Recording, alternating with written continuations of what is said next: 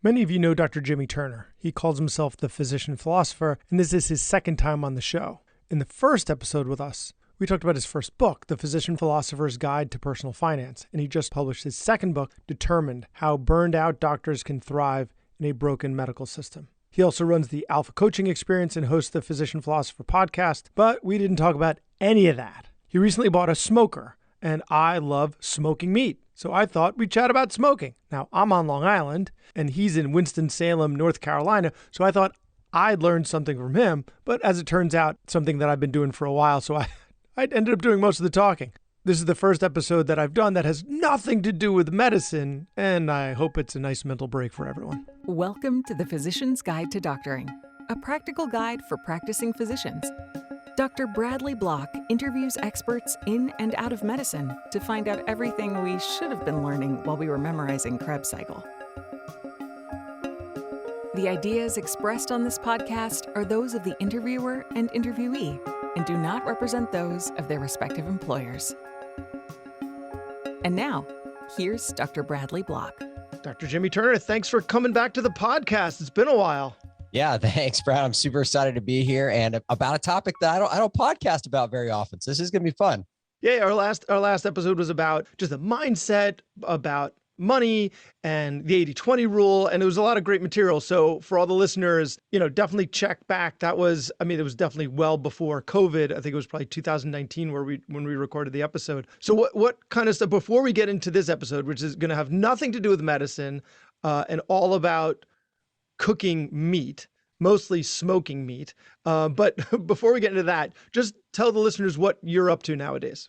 Yeah. So I still, my two favorite topics are still money and mindset. And so, I've got a couple things on the burner right now. I've got medical degree, Financial University. It's opening up next month. And then the Alpha Coaching Experience for burned out doctors. And so I'm super excited about both those things. Been working on it for a really long time. And actually I have a third thing. I got a book coming out in a few months. It's called Determined: How Burned Out Doctors Can Thrive in a Broken Medical System. So those are kind of the three big things for me. But if people want to check out stuff, the Physician Philosopher podcast is still kicking, and we alternate money and mindset episodes every week because those are my two things. It's what I love to do. It's what I love talking about. And we actually had someone who's involved in your podcast on the episode a couple of weeks ago, Dr. Alicia Taylor. Yeah, we can hear her there as well, right? Yeah, Dr. Taylor. Yeah, exactly. Dr. Taylor and I are running MDFU together, and she is an amazing human being. Super excited to be working with her, and really love everything that she does. So I'm a big fan of Alicia. What is the Alpha Coaching Experience? Could you just elaborate on that a little bit? Yeah. So ACE is a 12-week coaching program for doctors who, probably I'd say 99% of people are either burned out in medicine or they're working through a career transition of some kind. They're thinking about taking a new job. They're thinking about, a leadership position. They're considering a change in some way, shape, or form in medicine, thinking about going part-time, stepping away completely. And so doctors come into ACE to basically get help thinking through that process. And we teach them a step-by-step method to really kind of fall back in love with medicine, to be honest with you. And if they decide to go a different path, then they at least do that from a position of strength instead of from a position of scarcity, where they're running away from a very broken medical system that I think we're all experiencing right now. So yeah, ACE is all about empowering physicians through teaching them about money, mindset, and kind of life. Well, I think that's a good lead in to smoking meat, because you can't really have a scarcity mindset when you are smoking meat. So the reason I thought of this episode is I saw you posted something on Facebook about getting a smoker. Yep. And that's something that I've been doing ever since I moved to the suburbs. So I used to live in Queens, an apartment building, in Manhattan before that. And so you can't really do that out there. You can't really have that out on your balcony. So once we got a house in the suburbs, I was like, I'm going to do it. I'm going to get a smoker.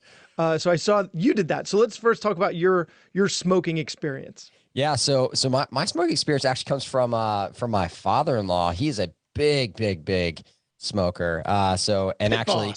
Pit boss. I mean, that's his thing. So, I got a pit boss grill just like he does. And he actually, we went to the backstory on this is actually kind of funny. So we, we're trying to figure out where we were going to do Christmas, last year. So, December of 2021. And, we had, my brother and, sister-in-law flying in from California. We had family coming up from South Carolina and basically the border of Georgia.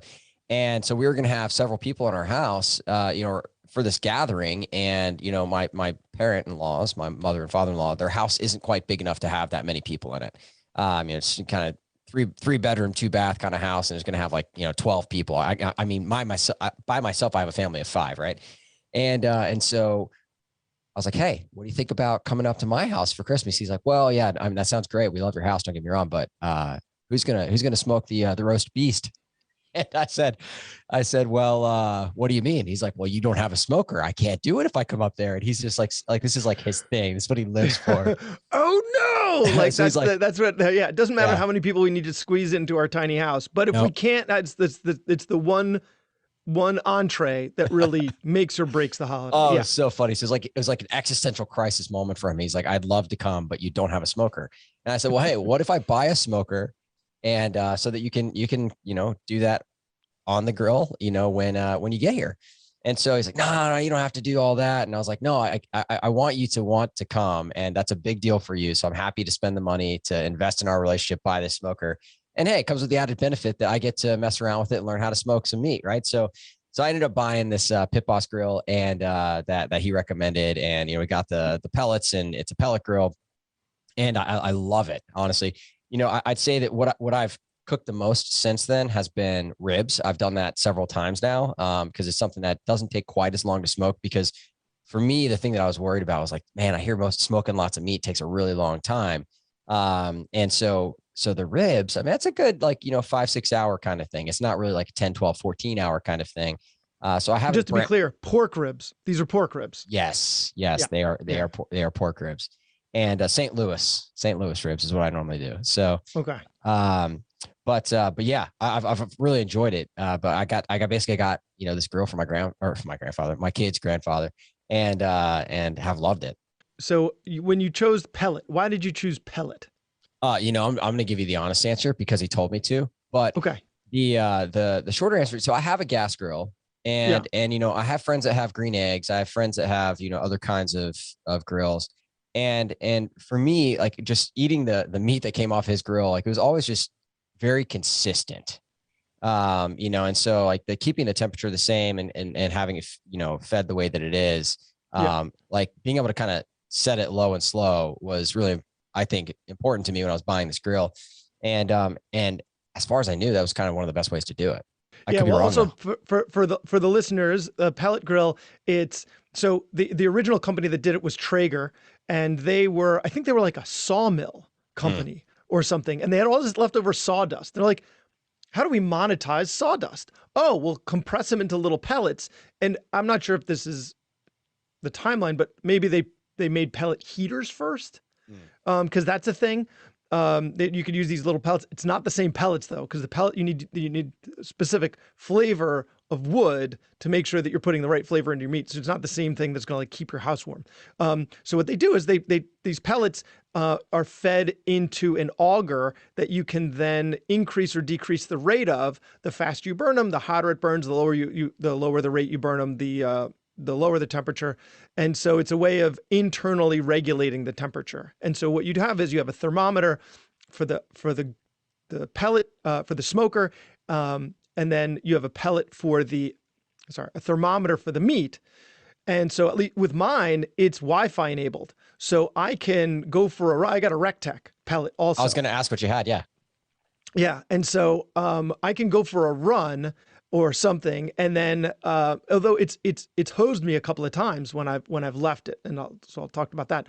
So I have the temperature in the meat. I've got the temperature, and you set it. And so if the temperature gets too hot, it slows the auger. If it gets too low, then it increases the rate. And so you don't have to, it's like an oven. Like it just keeps the same temperature. Yeah.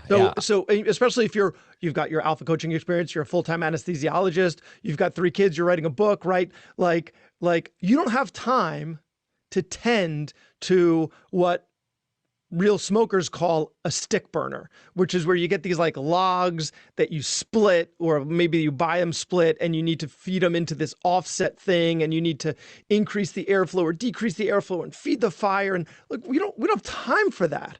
And so with a pellet grill, you get to smoke the meat without having to tend to it at all. Like it is literally set it and forget. Yeah, and I'll be honest, that was a huge thing for me. Now that you're mentioning that, actually, we had this big golf tournament. So I love golf. I'm not good at it. Those are different things. But we had this big golf tournament, right?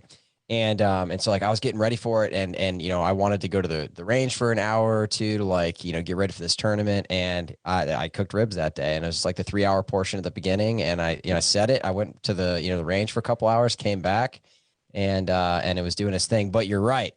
If you for at least for the one that I have, if you don't kind of, I don't know what the word I want to use is, but disturb the pellets just to make sure that they're actually going into the auger, it will turn off. And so, well, what happened with mine is, what I need to do is between cooks, I need to disassemble it. I need to clean out the auger. I need to grab a handful of pellets. I need to put new ones in, because what happens is the auger will overfill, and then you've got like this, and then it can't. It just shuts off. I mean, you're getting up with this big plume of smoke. It looks like it's on fire. It's not actually on fire. It's a smoker. It's just putting out tons of smoke. The temperature drops down, and then you're screwed. So if you're too far away from home, you're done. I mean, and every time that's happened to me, I had to take the meat off and finish it in the oven. Like, you can't like, oh, wow. I mean, I could disassemble it, keep the meat off for a little bit, I guess, but it's such a pain. Yeah. So Brad, I'm curious, what's your, you've got a lot more experience in this. What's your favorite meat to smoke? So I've found chuck to be pretty foolproof. So we're Jewish, and so we keep this like kosher style. My wife and I, like, it's the story is like, I used to keep kosher style in and out of the house. But then when we got married, we, met somewhere in the middle. So we're like, we'll keep kosher style in the house, but out of the house, we can eat whatever we want. It makes sense to us. It's like, we don't practice that much. We don't go to synagogue or anything. I mean, eventually my kids are going to go to, Hebrew school and get bar mitzvah, whatever. Yeah. But like, so we don't have pork in the house, which is awful for us, because, it's time to feel bad for me a little bit, because we would be my wife actually teaches baking classes and cooking classes at a local farm/bakery, and I smoke the meat. Like, she makes us out. So between the two of us, we would do pork so well. Like we could, we're really missing out here. Like we could, if we cooked pork in the house, it would be really good. So I'm limited to, chicken, fish, and beef. And so I do brisket, and it's come out well most of the time, but not all the time. Whereas chuck, if you screw it up, it doesn't really matter that much, because you're pulling it apart anyway. You're making pulled beef. Yeah. And so if the fat like drips off of it, you're mixing it back into it. So it really doesn't matter that much. And you add some sauce, and it's good. So chuck is Chuck's the way to go, huh? Favorite. Yeah. Yeah. So, I've got a solution actually for your problem. So you can just cook the pork and give it to me, and I will consume it. I'm just kidding. No, so I really want to do a brisket, but I'm not going to lie. It scares me a little bit after I read about it and how people can screw it up. And it does take 10 to 14 hours to like cook something that may not turn out good. But it's a commitment. Yeah. At some point I just gotta jump in there and do it. So, well, you just try it. So here's the key, right? One of the keys is dry brining. So you have to dry brine the meat for two reasons. One is because it makes it more flavorful. And by dry brine, I mean like, put salt on it. We put brown sugar in our dry brine, and it's not, you can get a pre-mixed one, but if you do, I recommend you mix some extra brown sugar in, like a lot of brown sugar. You coat it with mustard as a binder, meaning it gets all that stuff to stick.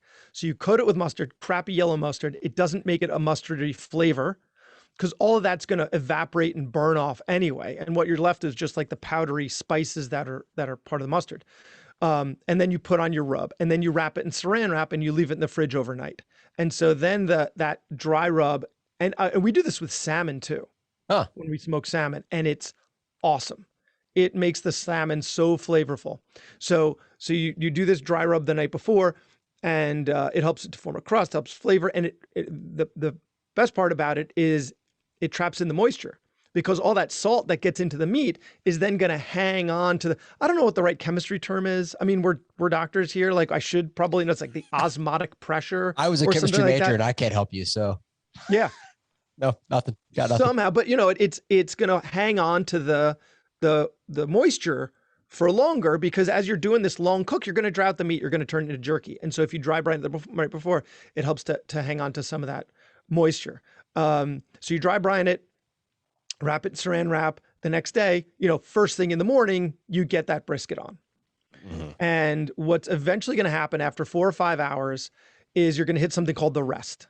And the rest for someone who's never been through it before is terrifying, because you're like, the temperature is not changing. It's not changing. It's at 145 degrees, maybe it's 160 degrees. And you're like, it's been an hour and the temperature has not gone up in the meat. I don't know what to do. So when it hits the rest, what I do, that's when I wrap it. So I wrap it in foil, and then eventually you can either finish it off in the oven, or you can finish it off in the smoker if you're not concerned about burning your pellets. So wrap it in foil. That's going to trap in the moisture. Recently, I tried doing it without wrapping it. Mm-hmm. Dried out. I had read on like a Facebook forum, people were like, "Yeah, I do it without wrapping all the time." It's like, sure, it's a pain in the ass to do that in the middle of my day. Like, now I don't have to worry about it. I'll just set my temperature probe to. My alarm goes off on my phone when it hits the right temperature. Great. Now I don't have to do anything. So I tried it and I screwed up a bunch of meat. Right. So, and brisket's expensive too, right? Brisket has gotten, and it's gotten even pricier. Yeah. So brisket is not cheap. Chuck is relatively cheap though. So if you're afraid of brisket, try chuck first and see how it goes. Get a bunch of them from Costco. That's where we get our meat. I'll have to try the chuck first. I'm also kind of curious though, so we're talking about smoking. Do you guys sous vide at all? That's something that I've seen in a lot of those Facebook groups. I mean, for me, it's like boiling it, steaming it. I mean, it just sounds, I get it. I actually did something that I've seen that for like a reverse sear, mm-hmm. right? So you get your meat to the rare temperature, to the perfect temperature in the sous vide. Yep. And then you let it cool, and then you sear it. Mm-hmm. So now it's rare, and then you've got the Maillard reaction, whatever it is, that reaction that's just, you're not trapping it. For the listeners, when you sear something, you're not trapping anything in. You're you're caramelizing it. You're creating a different flavor on the outside. It's called I think it's the Maillard reaction. So you're not trapping anything in, but you're just adding a different bunch of flavors to it. So, yeah. So, no, I haven't tried it. Although I did reverse sear a tenderloin recently. Oh, and it was awesome. So I smoked it on the smoker for like 3 hours until it reached an internal of like, I think it was 120, 125, let it cool for a bit, and then broiled it in the oven. Cause the thing with our smokers, at least with mine, is it doesn't get super, super hot. Yeah, no. So it was like 15 minutes in the broiler, and then it came out awesome. So what's your deal with sous vide? Yeah. So that's actually so I grew up and didn't really know anything about cooking. And I remember I was actually in a CT anesthesia case in residency. And this one guy like just kept talking about sous vides, and how he's got this Joule sous vide device and it's like this immersion warmer, and how, it gets the meat to the perfect temperature. And that was like my first foray into kind of cooking, to be honest with you. You started with sous vide. Yeah. I don't really cook much, but I'm going to try this water bath. And the reason why, because I talked to him, it was just so simple. Like you put the meat, like you get the flavor on it, if it's chicken or something like that, you put like rosemary and a few other things, garlic on it. And like, you basically put it in a bag, put it in this pot, and then you got the immersion warmer that just, swirls the water around at the temperature. And it will, you do it for a certain amount of time, depending on how big the meat is, what the temperature is you want, like whether it's pork chops or chicken or whatever. And I'll be honest, like it really does make that consistency pretty much perfect every time. You can over sous vide something if you keep it in too long. There used to be like this old wives' tale that, if you keep it in there, like it can never go bad. And it's like, no, if you keep it in that thing long enough, it definitely turns into mush. You open that bag up and it's just like you pour the meat out. Yeah, it's just disgusting. It's totally disgusting. But it is also a Wi-Fi device, and so you can control it from your phone in terms of when you start it, when you stop it, and yeah. So we don't do it a ton anymore now that I've got the smoker, because that's kind of become the thing that I enjoy doing. But yeah, I found it to be a pretty easy way to do chicken or pork chops, and then I would take it outside and I would sear it on my gas grill. And really, is a really simple way, and it does it in like an hour or two, so it's a pretty painless process. If smoking, you're like listening to, to us right now, and you're like 6 to 12 hours. I mean, that's a really long time. Like a sous vide is not smoking, just for the record. It's not smoking. But I also have sous vide'd. I don't even know what the word is for that. I have gone through the process of using a sous vide, right? And on ribs too. There's a way to do it with ribs. And so, I'd put them in a cooler and sous vide the cooler with ribs in it, St. Louis style ribs too. And it's like you can wait. What do you mean sous vide the cooler? I don't understand So this device, it's like a conical device. It's probably, I don't know, 3 inches, 4 inches in diameter. And it's got a blade in it that, swirls the water around in whatever device, in whatever container you put it in. So whether it's a metal pan, just whatever, I mean, you name it, like pan, whatever, or in a cooler, like an ice cooler, like you'd bring to a sporting event or the beach, right? Like, and so for ribs, it obviously has to be much larger than just a normal pan, right? Okay. And so you can use a cooler and put this sous vide in it, and it clips. It has a clip on it, and so you just make sure that it's below the water level, and it will warm up that body of water. So it circulates the water and heats it to the temperature. Correct. So it's like a heating coil slash at that exact temperature, which is, so it's basically like the idea of a smoker, but in water. It is a low and slow kind of process. Now, if you do ribs, it does take a very long time. It's a, kind of a multiple day process. But for chicken, pork chop, something really simple, easy, couple hour sort of thing. It's a easy fix if you don't want to go through the process of a 6 to 12 hour cook. How do you flavor the meat in the sous vide? It's like, so you're putting these things in the bag with it, and somehow it like, you're putting like whole sprigs of rosemary, or you're like putting a rub on. Yeah. So you can probably do either, but whole sprigs of rosemary for like the chicken with garlic and, a couple other, and it will flavor the meat as it's in there. And some people, I mean, it can be as simple as putting it in a gallon sized bag after you do that. And you can also brine the meat the same way you were talking about earlier. So you can brine it beforehand.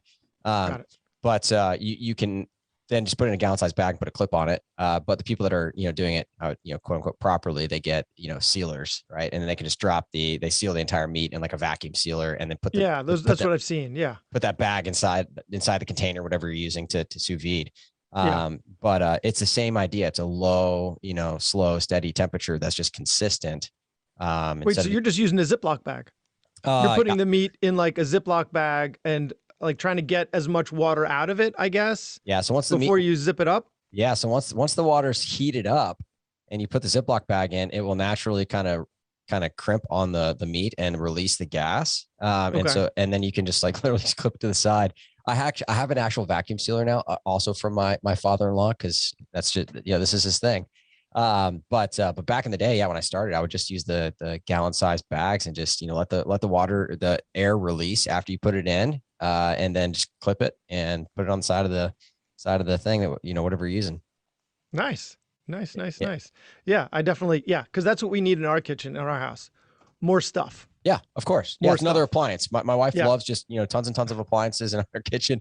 Actually, I say that jokingly, but to this day, we've been married for, 13 years. Yeah, about to be 13 years. And we do not own a toaster. So who needs toast? Yeah. You can make that in a frying pan. Yeah. Or the oven. Or the oven. There you go. Which is completely inappropriate use of an oven, by the way, but it works. No toaster. I'm trying to think if we're missing anything, but I think the answer is no. We have just an inordinate number of appliances between my, meat hobby and her baking and cooking. We've got a lot of stuff. Although one day I want to get a pizza oven, and actually that's the Kamado. I'm still noodling with the idea of maybe getting a Kamado once my kids are a little older and more self-sufficient. Yeah. Like the big green egg, that's what you're talking about. Like you can use that like a pizza oven. Yeah. You can get it really hot. Really hot. And then you can, you put the pizza on it. You could also use it like a smoker. And it tends to be one that you don't have to sounds redundant. You don't have to tend to, because it's so well insulated that once you get it to the right temperature, then you don't have to mess around with it. You just keep the meat in there until it's done. And then you got your like Wi-Fi thermometers that are giving you all the information you need. Yeah. No, I've got a couple of friends that, will swear by the green egg or the Kamado, however you say that. and they love it, and they do pizzas on it all the time. So I think that it's just a fun hobby to get into, honestly. Like, I bought it for my father-in-law, but I've really enjoyed it now. The chuck, I guess, is next, and then maybe the brisket after that. Yes. So couple recommendations. So one, I got smoke tubes. Smoke tubes. What's a smoke tube? So a smoke tube is it's like a hexagonal, like cylinder shaped thing that's metal and has a lot of holes in it. And what you do is it's a bit of a pain in the butt to get it started, but then it slowly burns the pellets along the cylinder. So it's a way to add smoke. So one of the problems that people have with pellet smokers is they don't give a lot of smoke flavor. And that's been my experience as well, especially with a shorter smoke. Yeah. So if you compare the smoke flavor of a pellet smoker to a stick burner, or when I first got into smoking, I used a gas smoker because I was like, it's the cheapest one and it seems to be the easiest one to just set and forget, aside from pellet, which are significantly more expensive. So I was like, I got to try this hobby out with something cheap to see if I'm actually going to do it. And so the way the propane ones work is they just have a pan where you put these little smoke chips that a propane burner under it is going to slowly burn and turn to smoke. It's similar to the way the electric ones work. And then you have a water pan above it to make sure that you're not drying out your meat as much. And that's it. And so you can turn up and down the temperature. It's not an internal loop though. I think there's one out there by Masterbuilt that does self-regulate, but I've heard that tray isn't that big. So then you have to constantly feed in more chips. And the smoke flavor was really good. And when I switched to the pellet smoker, I was like, this is not the same. Like it is not that smoky tasting, especially when I'm doing a chicken or fish, which is not on it, because you're not slow cooking those things. If you slow cook them, you're going to dry them out. So you have to just use it like an oven.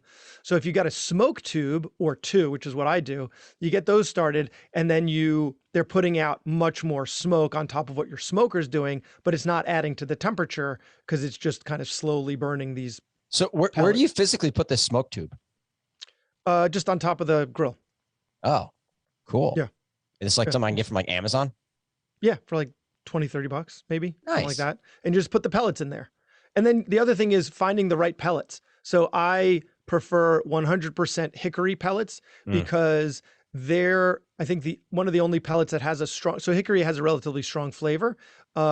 Mesquite has an even stronger flavor, but the mesquite ones are never 100% mesquite. There's like a lot of filler in there because I think otherwise it wouldn't work as a pellet. Like it wouldn't burn appropriately or totally or hot enough, so hickory's the way to go. Like, yeah. So 100% hickory. And then, and then the smoke tubes help when you're doing something like fish. So fish, if you look up how to smoke fish, it's going to tell you, like salmon. Salmon's actually the only fish that I've smoked. It's going to tell you that you need to wet brine it and then dry it and blah, blah, blah. And then you've got all these steps to do, which I did once and it was good, but it was such a pain in the ass. So what one of my friends is like, dude, it's full of fat. Fat is what soaks up the smoke flavor. Just use it like an oven. Just cook like you normally would, which I did on the gas smoker and it tasted awesome. Then tried it on the pellet. Wasn't enough smoke. But now I do it on a little lower temperature with 2 smoke tubes, and then it tastes smoky, but still not as smoky as it did on my gas smoker. That is really interesting. So gas smoker produces more smoke taste, but it's less expensive. Yes, but it doesn't have that internal loop because it's just like a metal frame that's poorly insulated, and then a ring on the bottom where the propane comes out. And that's it. Like that's the whole setup. So you're not paying for all the, Wi-Fi connectivity and temperature probes and all the stuff that come with our pellet grills. Like it's not a mechanical, it's just like there's a little regulator on how much propane comes out at once. That's the whole device. Yeah. Yeah. No, I mean, sounds like I need to get some smoke tubes. Yes. I would strongly recommend smoke tubes. There's an affiliate link on my website. Oh, boom. I'm just kidding. I just made that up. I don't have any there totally links on my website. Amazon affiliates to the rescue. I should. That's going to be the next iteration of my website is I will actually have affiliate links. Yeah. The show's actually sponsored by Smoke Tubes, right? Yeah. Smoketubes.com. Smoketubes.com. Love it. Yeah, it's been a fun little project to kind of get into, and actually the only thing even similar to this that I ever did was brew beer. I used to brew beer back before so I got 3 kids. My son is now 8, and it's probably around the time he was born, maybe a little after that I stopped. But I used to love to brew beer. But that was like you can't walk away from that process. Got like a turkey There's burner actually and a giant 10-gallon thing of hot my favorite liquid. my favorite brewery on Long Island, because there's so many microbrews everywhere. My favorite on Long Island is run by an anesthesiologist. I don't know if he's practicing anymore. I think he's probably doing the beer full time because it's so successful. What's it called? Great South Bay Brewery. So the Great South Bay is South like Bay Brewery. between like I think Fire Island and Long Island, the Great South Bay. Yeah. And so Great South Bay Brewery. I'll have to check that one out. Yeah, because next time I come to New York, I you guys also have my favorite bar that I've ever been to. It's called the Dead Rabbit. It's in the Wall Street district.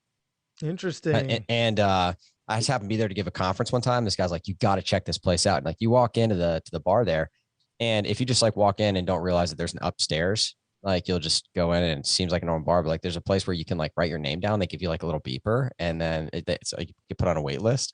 Like a speakeasy type of thing? Yeah, it's exactly what it's like. And you go upstairs and they've got this like, more secluded area, and you can sit at the bar, watch them make the drinks and talk to the bartenders. They've got this special kind of book that walks through. It's really pretty cool. And so next time I go, I have to check out that brewery and go back to the Dead Rabbit. Dead Rabbit. Link in the show notes. No, actually, probably not.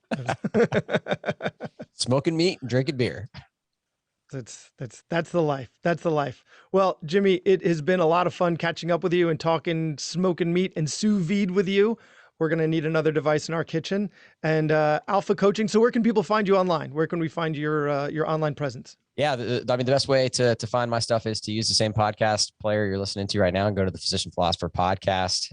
We talk about money and mindset. And if you want to learn more, you can go to thephysicianphilosopher.com. And we've got more information there too as well. Jimmy Turner, thanks so much for your time. Thanks for having me, Brad. Ton of fun. That was Dr. Bradley Block at the Physician's Guide to Doctoring. He can be found at physiciansguidetodoctoring.com or wherever you get your podcasts. If you have a question for a previous guest or have an idea for a future episode, send a comment on the webpage. Also, please be sure to leave a 5-star review on your preferred podcast platform. We'll see you next time on the Physician's Guide to Doctoring.